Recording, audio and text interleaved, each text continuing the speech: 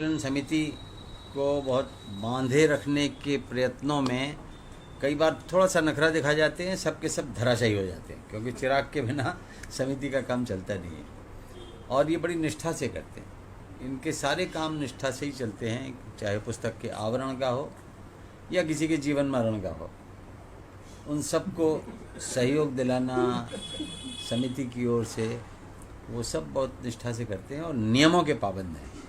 तो ऐसे नियमों के पाबंद कवि को हम छंदों का पाबंद भी मानते हैं, क्योंकि गीत जो लिखते हैं इन्होंने, मैं समझता हूँ विष्णु तुम्हारे बाद में एक गीत की जो फिर से महक आई है भरपूर, वो चिराग के गीतों में आई है। तो उसमें तकलीफ, दुख, अकेलापन, विरह और सबके बावजूद एक जिजीविषा मिलती है जो इनकी ताकत है। तो चिराग 12 तारीख को रात को एक लैंडलाइन से फ़ोन आया मेरे पास। उसमें एक भारी भरकम आवाज़ थी, परिचित थी, जिसे पहचानने में कुछ क्षण लगे। उस आवाज़ ने स्नेह आमंत्रण दिया इस गोष्ठी में उपस्थित होने का। तो लगा कि अब तक जो कुछ लिखा है उसके लिए एक सर्टिफिकेट मिल गया कि कुछ ठीक ठाक हो पा रहा है। ये उनका बड़प्पन है कि उन्होंने मुझे ये कहकर बुलाया कि मैंने तुमसे बहुत कुछ सीखा है। और उस दिन मैंने ये सीखा कि बड़े होने के लिए क्या कुछ सीखना पड़ता है। एक गीत पढ़ देता हूँ, पावस गोष्ठी है।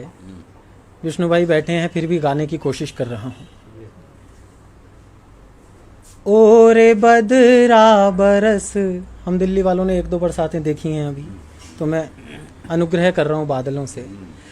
ओ रे बदरा बरस, बन के सावन सरस, राह धरती ने कब से तकी, प्यास तू ही बुझा जेठ की, प्यास तू ही बुझा जेठ की। और पहले बंद में एक रूपक कि हल ने काटी चिकोटी बहुत,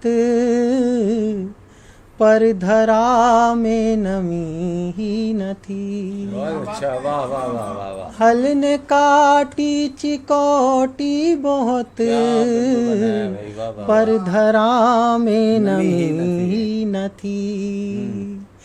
खूब टपका पसीना मगर,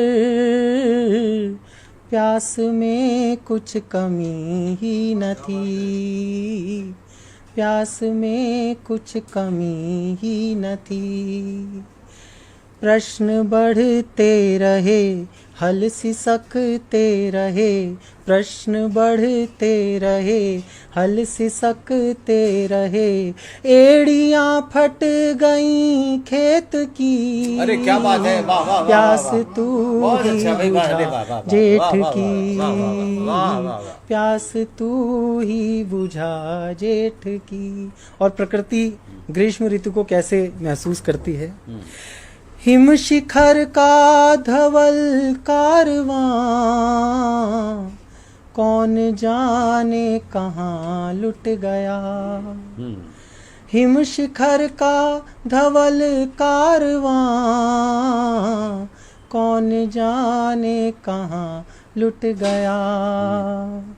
पर्वतों पर लकीरें बनी, और झरनों का दम घुट गया। और झरनों का दम घुट गया। घाट रूखे अभी, स्रोत सूखे सभी, घाट रूखे अभी, स्रोत सूखे सभी, हर नदी हो गई रेत की, प्यास तू ही बुझा जेठ की, प्यास तू ही बुझा जेठ की। और हम कवि लोग जब बरसात के गीत लिखने की कोशिश करें और ऊपर सूरज तप रहा हो तो क्या महसूस होता है कि गीत बरखा नहाने चला,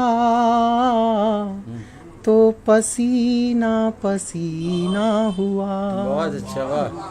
गीत बरखा नहाने चला, तो पसीना पसीना हुआ। प्रीत जिस डाल पर झूलती उसका हर पात झीना हुआ, वाह। उसका हर पात झीना हुआ।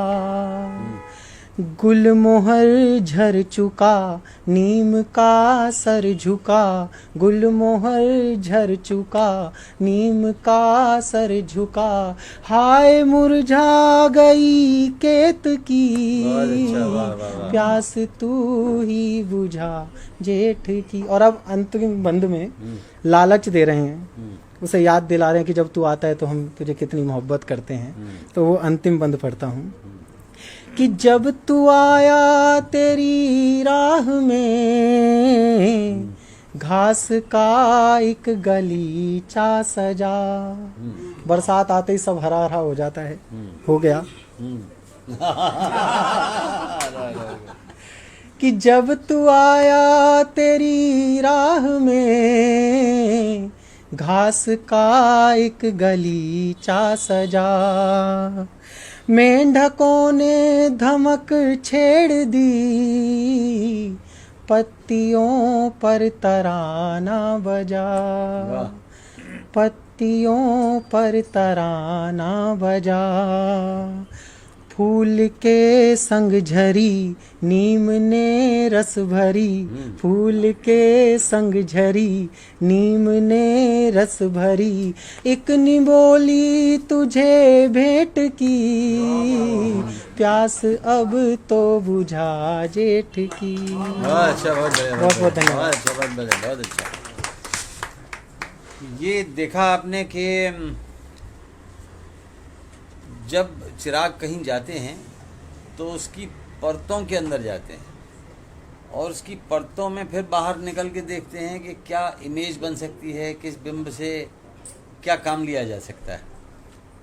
तो मैं नहीं समझता कि गीत के क्षेत्र में इन दिनों इतना ज़्यादा प्रयोग धर्मी काम हो रहा है। तो चिराग का अभिनंदन इसलिए करता हूँ कि इस वाचिक परंपरा में कभी कभी सन्नाटा हो जाता है कि लिखने वाले दिखाई नहीं देते हैं चारों तरफ। तो चिराग एक हमारे कुल का चिराग है और इसका उजाला खूब फैल रहा है। मेरी बहुत शुभकामनाएं और आप सबकी शुभकामनाएं।